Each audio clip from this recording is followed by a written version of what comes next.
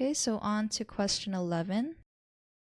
Just simply asks, what is the aluminum molar mass?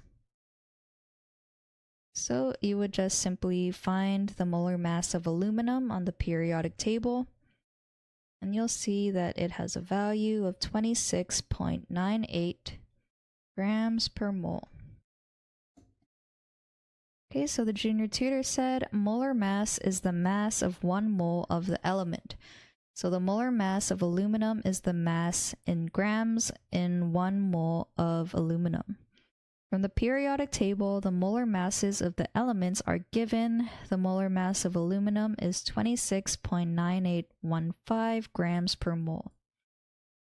Okay, so this solution is correct.